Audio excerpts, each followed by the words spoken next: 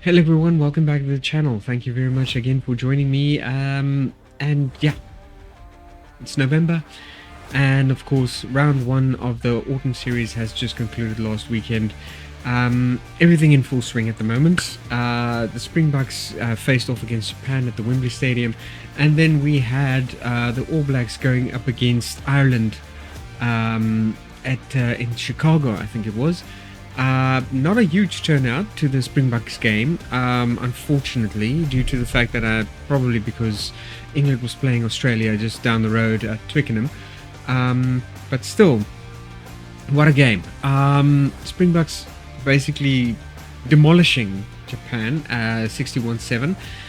With the Springboks scoring 9 tries, mostly cutting loose within the second half, as per usual.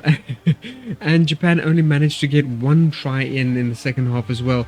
In the scrums, Zachary Porthen, basically, again, showing exactly why he was a very young choice for Rassie, but still, even though with that, very young age and inexperience, Rassie saw something there and definitely was not wrong. Coming straight over from the junior Springboks that faced off against the All Blacks for the World Cup, I think it was earlier this year. He then basically transcended directly from there into the Stormers team, and has really done well for himself there.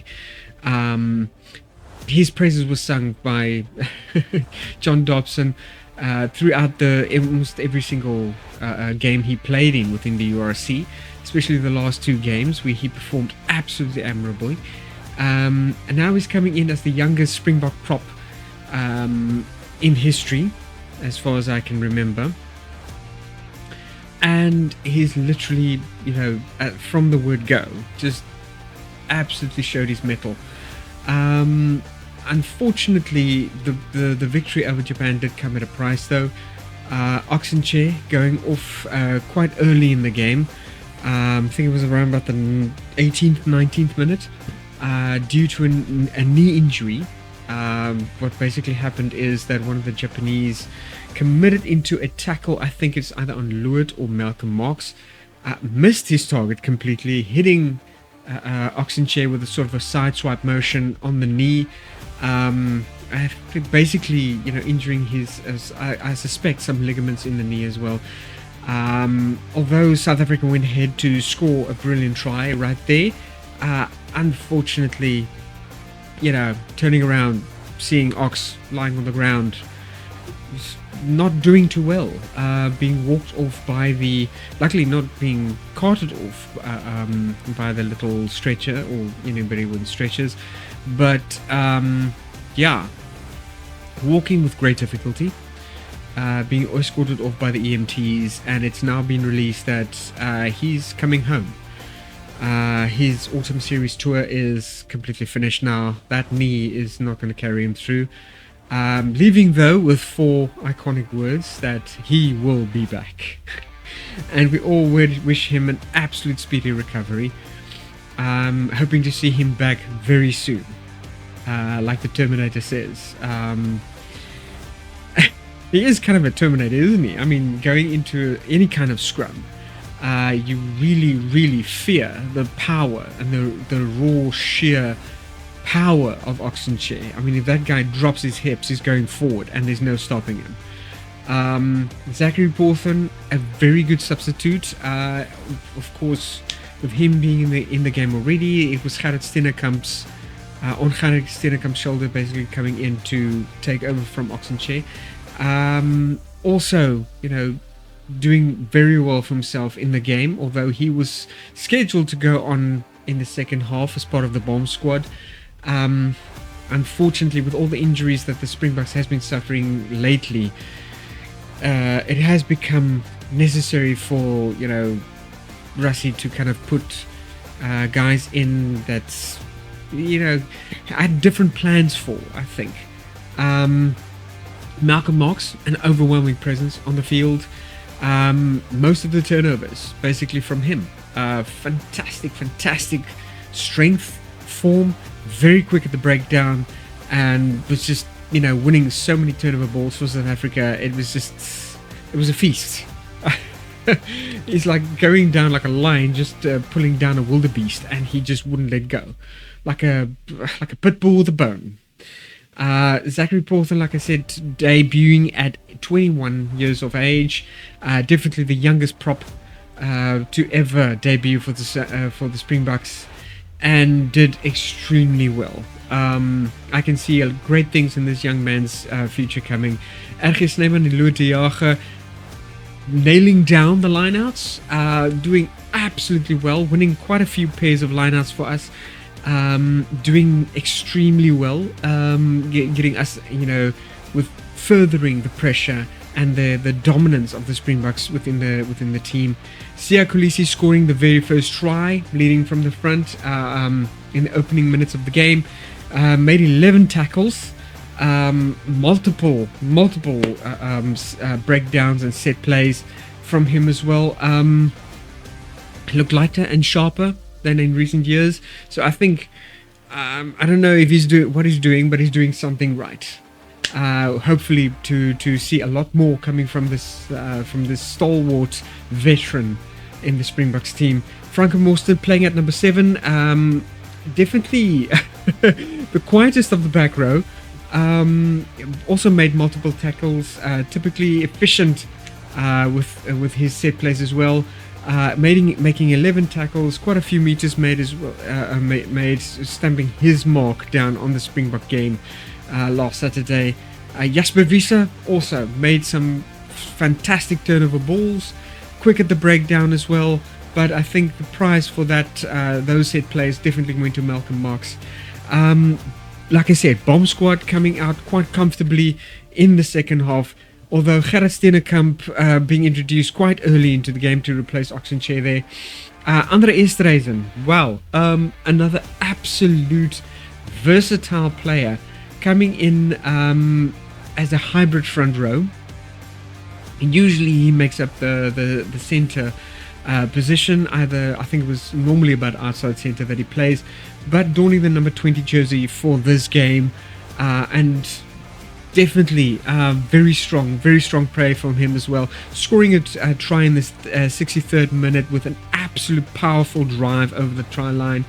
And then Kwagga Smith, 2 turnovers himself, 6 tackles, and showed just exactly why he is probably one of the most impactful players in the front row for the Springboks. And just, yeah, much more to say about that. The black line brilliance of the Springboks was also just surgical and extremely well. It's almost like a choreographed dance.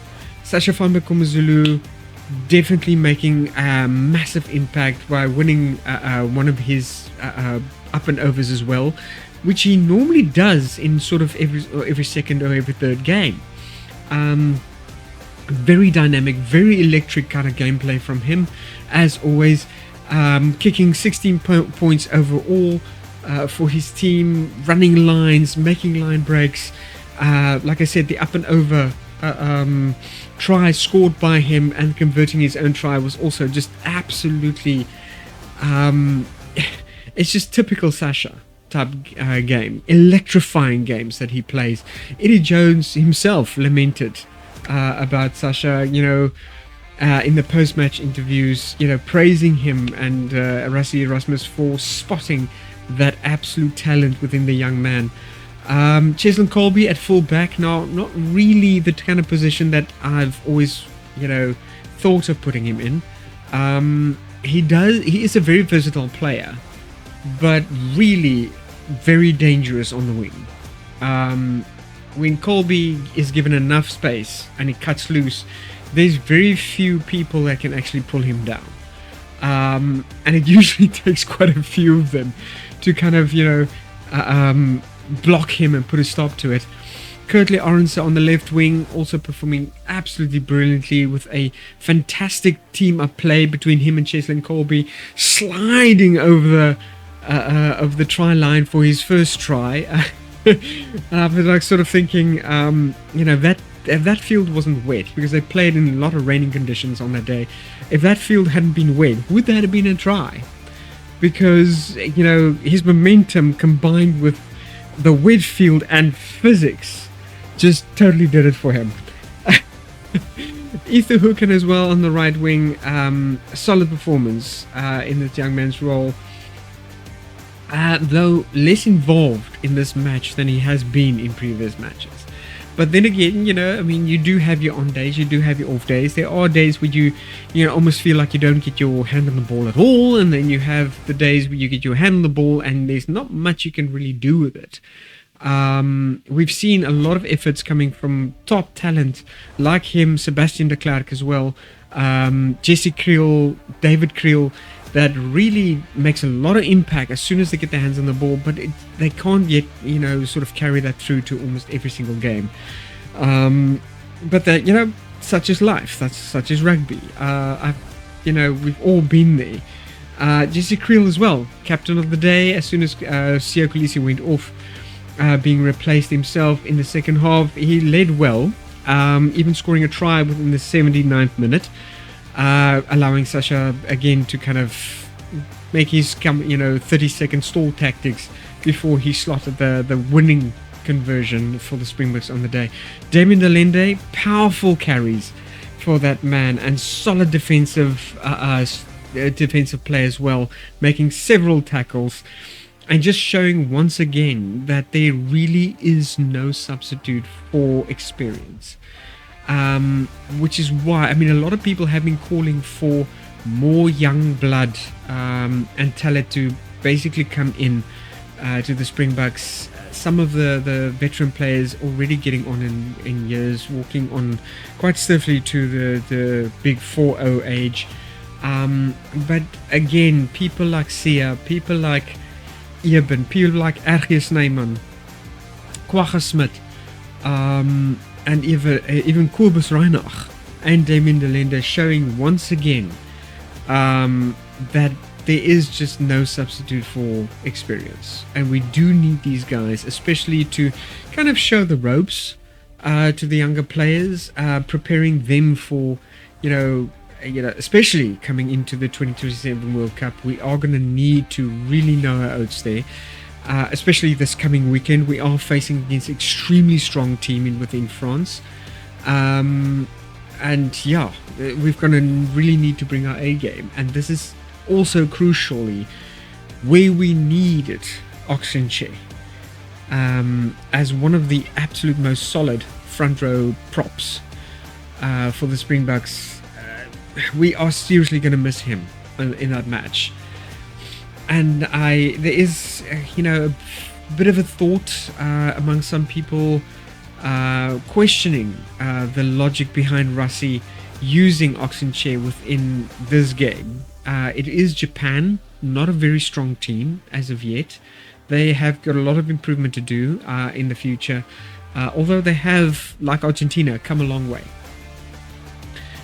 In a very short couple of years since they started playing rugby a few years back, coming in I think around about the 2015 World Cup, even beating South Africa, but it was a very Japanese light team. Even here I think it was about 8 South Africans that played within this within this Japanese team. So Japanese team, sheer lack of presence of Japanese players. But again, it's not a huge game within Japan. Not a lot of interest from talent within Japan to play the game. So, although there is quite a bit of interest in watching it from the public, a lot of Japanese fans coming in since the 2015 World Cup that I've seen, and really, how can I put it? They have grabbed this game on with such enthusiasm. That's actually quite admirable.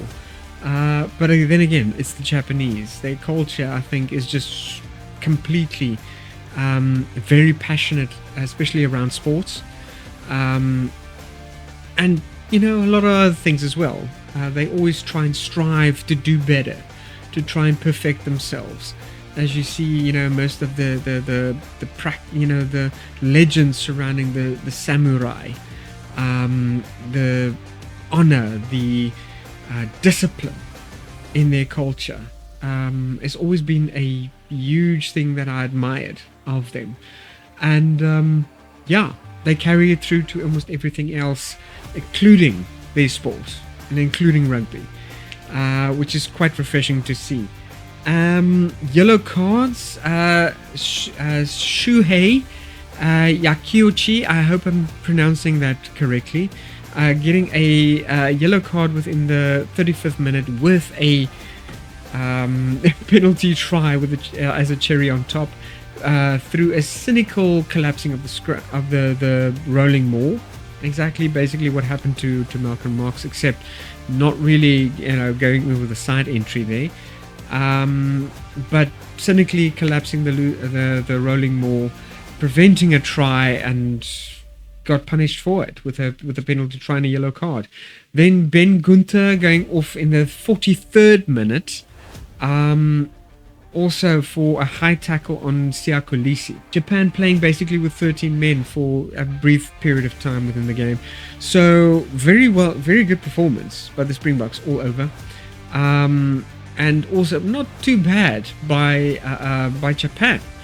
Curtly Arendse himself within the post-match interview basically said, as man of the match, that Japan really gave them a stiff competition. They didn't make it easy for them, although scoring 9 tries, one would think this was a walkover. But Japan did manage to, mount a very strong defense, although not very solid. Which is something they can build on in the future. It's not all lost. It's not all doom and gloom. We shouldn't think that Japan suddenly should throw the towel in. There's a lot of improvement to be made for them. Yoshitaka Yazaki basically scoring a fantastic try off a tap and go from a quick penalty, that basically caught the box napping. So definitely very strategic minded. That was sort of late in the second half, seeing the first points on the scoreboard for the Japanese,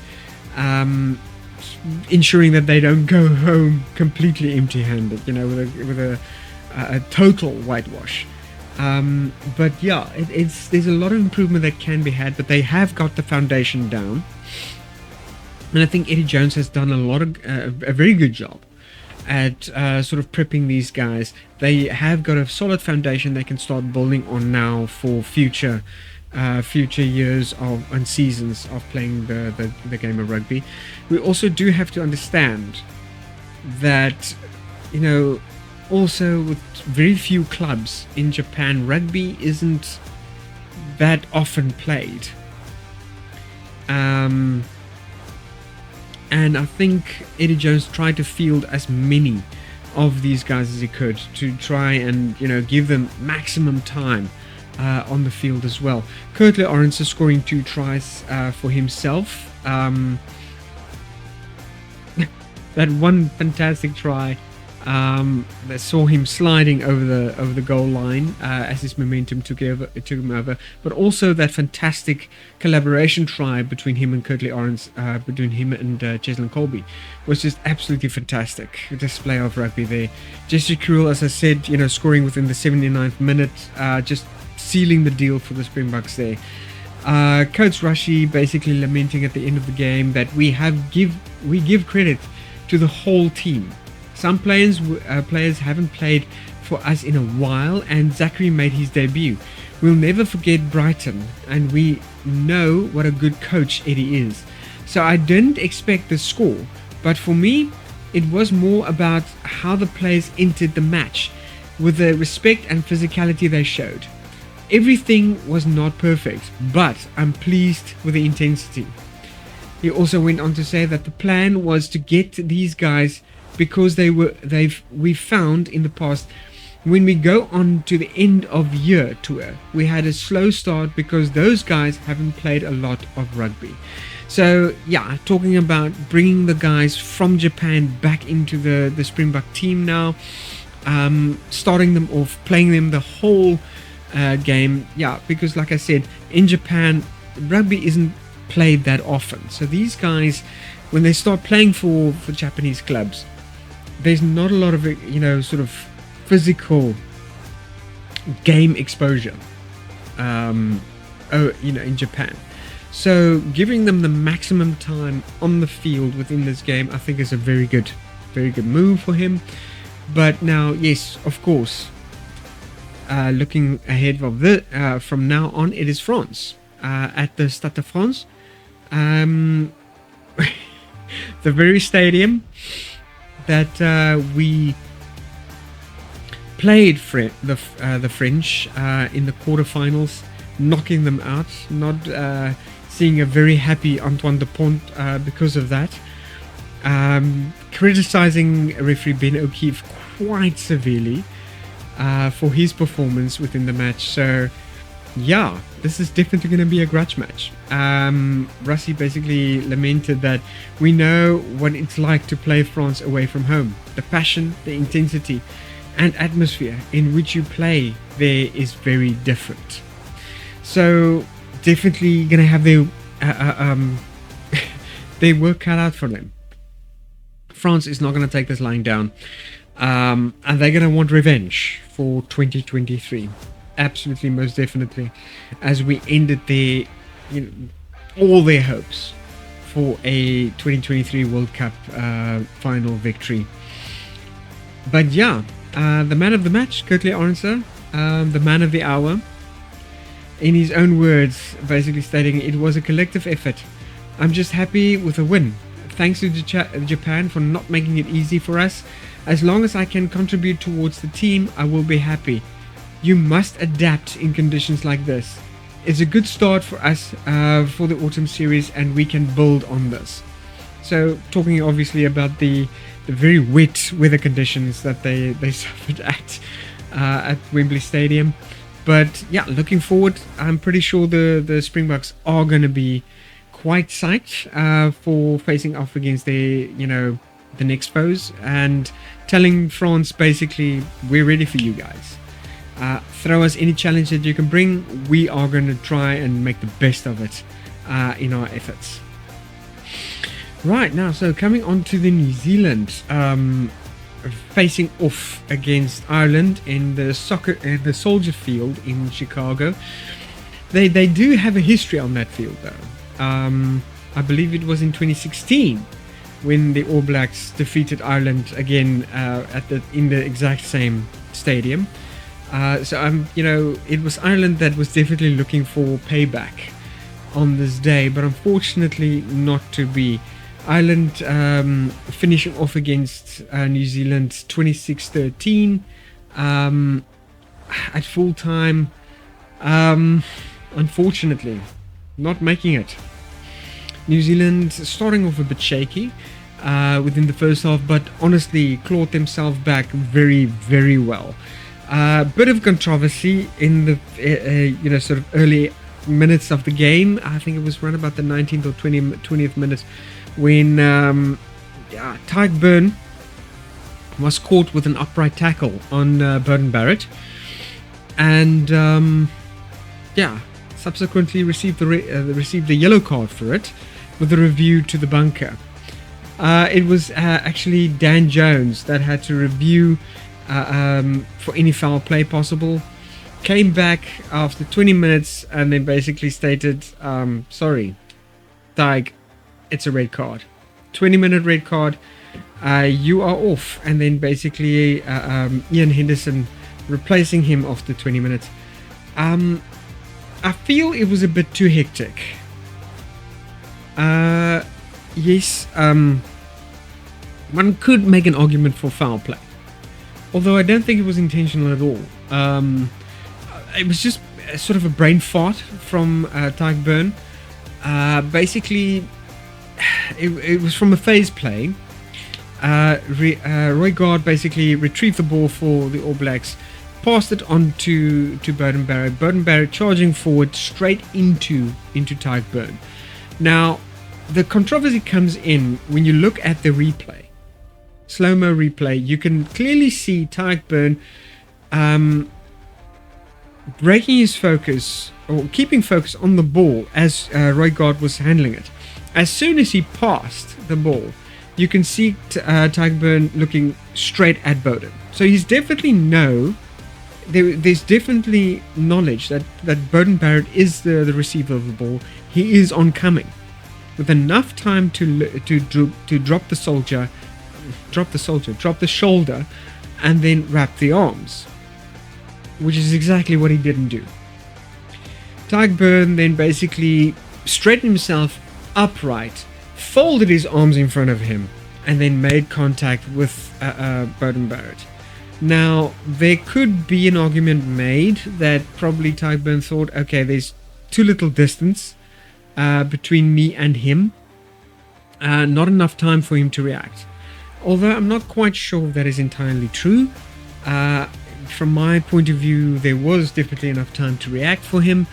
I think he basically just kind of hit a brain freeze and reacted incorrectly.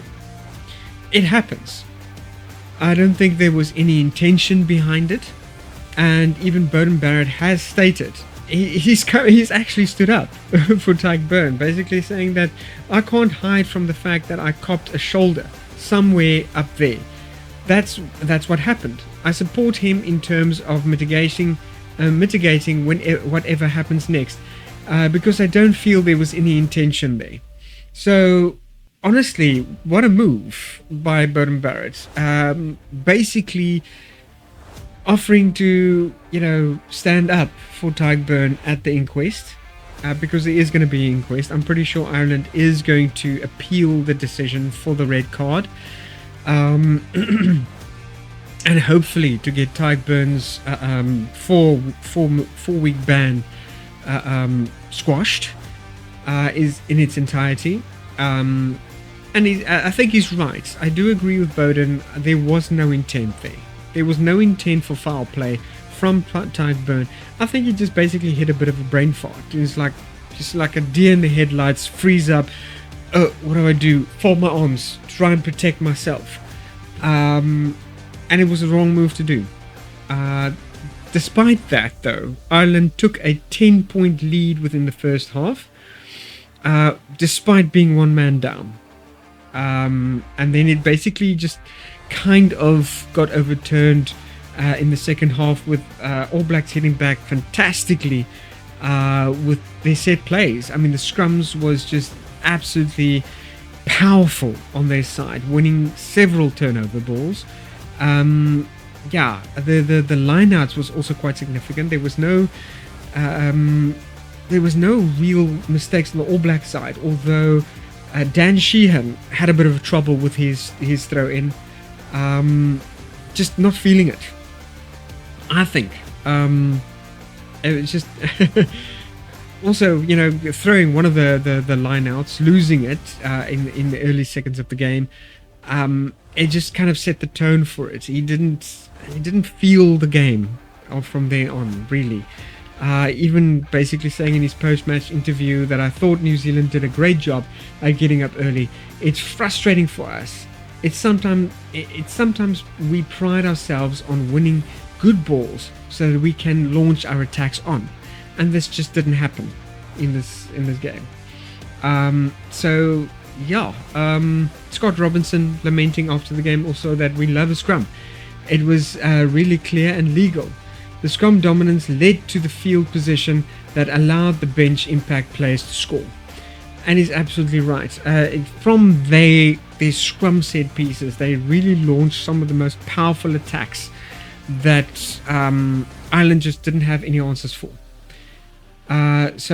Jack Crowley basically also scoring the first points on the board for Ireland with a penalty goal.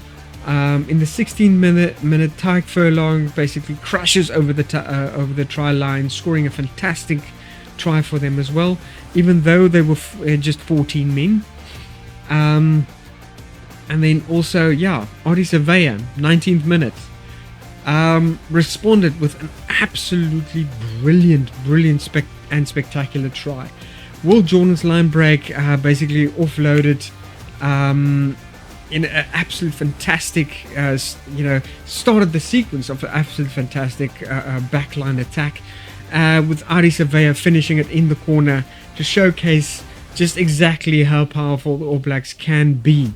And then, Beauden Barrett also having his kicking boots on, fantastically just, slotting it almost every single kick in this game. Just basically, again, showing absolute strength within veterancy and experience. Also, Damon McKenzie coming in the second half, held his own, made some absolutely fantastic contributions to the team with racing into Islands 22, finding young Sititi, and then with an offload, and then just Wallace Sititi bouldering through, getting another try there as well. And I can see, you can clearly see why someone like Wallace Sititi was chosen as the best up-and-coming player. I think it was within 2024. The same year as Peter Steph du Toit took the Player of the Year for rugby, which was the very first front rower to actually clinch that title. So well done to him there. And some really good talent coming in for the All Blacks as well. Tamaiti Williams pulling his weight for the All Black team as well. So Ethan de Groot also 5 tackles within 48 minutes, making stable scrums for himself as well. Very powerful scrumming within him. Cody Taylor, solid performance, especially with lineouts. Fletcher Newell, one of the best on the day. Strong carries with and very strong scrum performance as well. Scott Barrett, unfortunately, being forced off within the first couple of minutes of the game. Also with a knee injury, so limping off with a very heavy bandaged knee. But also the probably biggest tragedy of the game was Jordie Barrett. Also going off with a knee injury, but wow, a really bad one. You could literally see, from my point of view, it almost looked like the knee was turned blue. So I'm suspecting a possible fracture, or maybe torn ligaments. I'm almost quite, confident that might be the case. Finding it very difficult to put weight on that knee as well after that. And what happens, I think it was Dan Sheehan that basically went in for a tackle on Jordie Barrett, grabbing him from behind, swinging him. But now as he's swinging him, he's trapping his leg in behind his leg, Jordie Barrett's leg behind his leg, and as he goes down, falling on top of that knee, effectively separating the knee, in the joint. And then that is definite torn or seriously stretched ligaments. Jordie Barrett writhing in pain on the field for a good couple of minutes. You could almost feel his anguish and his absolute pain that he was going through. So I'm hoping he makes an absolute speedy recovery as well. So, because that would be a bit of a blow to the All Blacks, especially facing Scotland later on. Tupavai replaced his captain early in the performance after Scott Barrett going off with his knee injury. Arendse playing his 100th test for the All Blacks.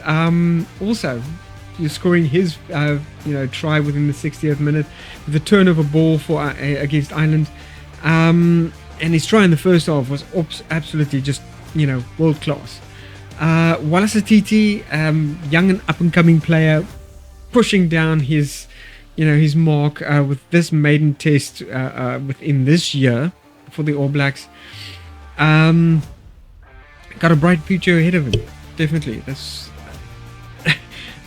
he's definitely got a bright future ahead of him for the All Blacks, and possibly being bought over for other teams, because that's just the the normal kind of life cycle of rugby players. You do well for your team, and you get a lot of interest coming in from overseas teams. Tamaiti Williams as well, game changer, with his powerful drives and also making some crucial tackles, and a crucial try for New Zealand as well. Fabian Holland, named player of the match by the TNT Sports, basically lamenting that it was massive. We knew what was meant, this game meant to Ireland, to Irish rugby, and we just wanted to make a statement. So definitely, statement made. Well done, Fabian. Josh Lord also came on early after the Scott Barrett's injury, and also just absolutely grew into the game to perform stamp down an absolute brilliant performance by him. Irish forwards, Andrew Porter, Dan Sheehan, Tadhg Furlong. Also, Tadhg Furlong scoring a fantastic try for Ireland as well. Dan Sheehan, troubled performance, especially within the set plays. Tadhg Beirne, I'm feeling so sorry for him, but I'm pretty sure, with Jordie Barrett getting his back, that it will be a smooth kind of inquiry that he's going to have to face, and I'm pretty sure Ireland is going to appeal this decision, because I do feel it was kind of just, I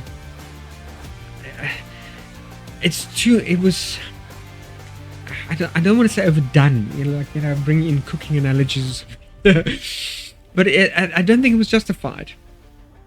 I don't think 20-minute red card was justified for that. In my opinion, it did meet the threshold possibly for 10-minute yellow card, as there was, although unintentional, some measure of danger in the foul play. So yeah, I just don't feel red card was justified.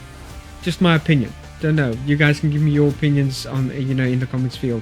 I always welcome your thoughts and everything in the comments field. So please like, subscribe in the comments field below. Go and type something. Ryan Bird also good work disrupting the All Blacks game set plays. Also helping with distributing the ball for Ireland all over the field in their backline attacks as well. So yeah, Beirne Barrett also controlled kicking, at number 10, 3 conversions.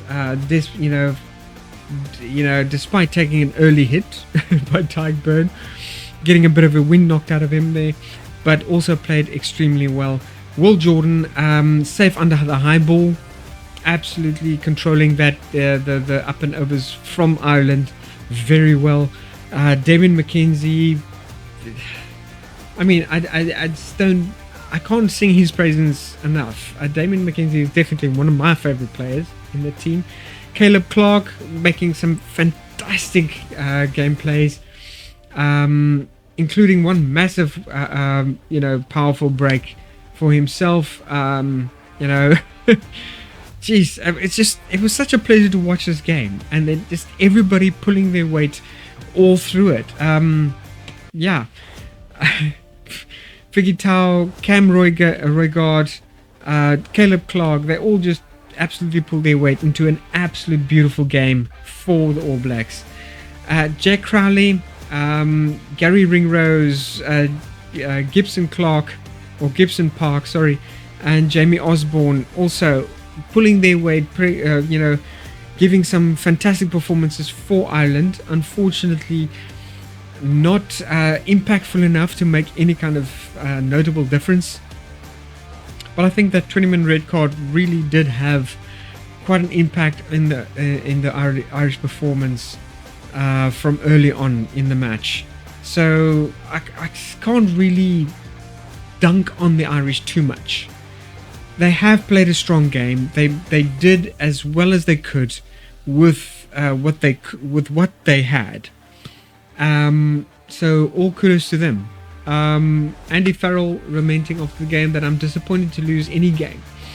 When you play a top tier side like New Zealand, you always want to judge yourself. Understanding why that happened is key for us now. We managed the red card pretty well, I think. I didn't think it was a fitness problem. It was sharpness of our game that was the issue. It's mental switch offs, mental sharpness, lapses of concentration for 2 or 3 seconds, and you get hurt. And that is very true. I think really that just sort of sums up the whole kind of situation with Tadhg Beirne very beautifully there. He also goes on to say it's something that's over the course of a season you get better at. But if you want to win big games like this, that's what it's going to take, and we weren't good enough. So very big from Andy Farrell to kind of just admit their mistakes, their faults, but also just having faults, making mistakes. That's one thing. But guys, you're gonna have to work hard, and you're gonna have to really push hard, and to make improvements going forward. Making mistakes is one thing, but owning up to those mistakes, promising yourself to make improvements, that's where it's at. That's what makes good rugby players. That's what makes good teams. Scott Robinson, All Blacks, he obviously very pleased with themselves for the 26-13 win over Ireland. Very strong team in Ireland. So I think really is, being happy and proud and having pride in your team is genuinely justified for him. He says that it was definitely a process, wasn't it? The game was stop-start. We can help the refs, so we can get a little bit of a fatigue in our game, so people can enjoy the last 20 minutes. So it was true. There was a lot of stop-start within the first half of the game, especially with the technical difficulties that the Chicago Stadium did suffer. For instance, they couldn't basically project the replay of the Tadhg Beirne tackle on the big screen. So the ref had to run after a couple of minutes. They've already taken the penalty and all of that. Game has resumed. They had to wait for the ball to go dead before the referee was then called over to a side monitor on the side of the field to basically see the footage being prepared for him by the third umpire, or the TMO. Not watching cricket here. By the TMO, and then basically come to a conclusion. And then after that, even stopping the game to basically tell Tadhg Beirne, sorry mate, you better leave the sim bin, your game's over. On Dan Sheehan's side, he basically said it's a bitter pill to swallow. And to be honest, I don't think we really got going. We saw very small patches of what we were looking for, but we couldn't put the whole picture together. There was a lot of inaccuracies, and the breakdown, and in the breakdown, it was just with discipline. No lack of time together is not an excuse. It just didn't click for us. And it happens. It happens. I played many games where we absolutely just felt it. We just sailed through it all, winning some decisive victories for our teams. And then you just get those games where you just, for the life of you, cannot do anything right. And you just can't seem to manage to win any kind of dominance, any kind of pressure on your opponents. And eventually, your morale takes a huge knock with those games, but it happens. It definitely happens. So, yeah. Moving forward from there, we obviously, I'm going to have to go into against France at the Stade de France now next weekend without Oxenche. He's coming home, and it's very sad to see him go. Hopefully he'll be back pretty soon with the Springboks again to fulfill his duties there. Sacha Feinberg-Mngomezulu, always the shining star, and definitely a rising superstar within rugby. along with Zachary Porthen, really doing very well for himself. Although he played very conservatively within this game, not really cutting loose or taking any chances or risks in this game, but still a very strong performance by him. The mental toughness on the All Black side and coming in from the bench really, I think, did secure the victory for them. Their scrums were the foundation of their game, and they could launch a serious dominant game from just that position, which just shows you, you know, when you got your set pieces down, you can actually make a very strong push and just maintain dominance throughout, you know, territory advantage. So definitely 2 Grand Slam performances from 2 absolute world-class teams. Going forward from here, it is going to be a bit tougher. All Blacks are going to be facing Scotland now on Merrifield next weekend. We will be facing the French on the in Paris in the Stade de France stadium for a massive grudge match. So I hope the Springboks are going to be really prepared for this one. The French is coming back with a vengeance. I'm pretty sure of that. And the All Blacks is going to have a hard time against Scotland, especially after with the absence of both Scott and Jordie Barrett, nursing their injuries. But I'm pretty sure they've got a solid set of talent within their team. Same with the Springboks, to be able to take on their respective opponents and really make some good rugby for us next weekend.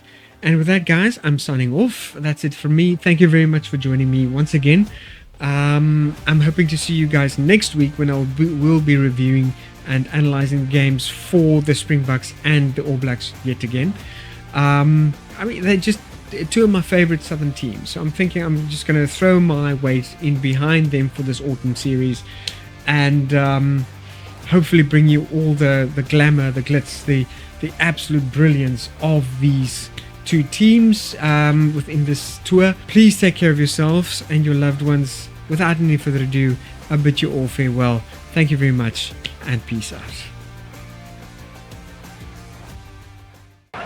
Use it. Advantage over.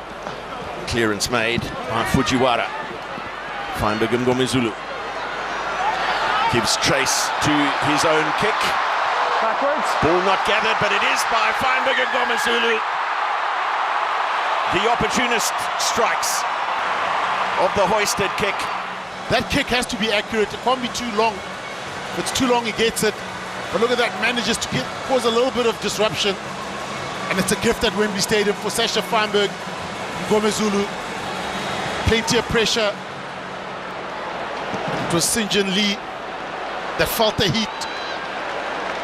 Couldn't see him, but could hear him. He gets over for the try.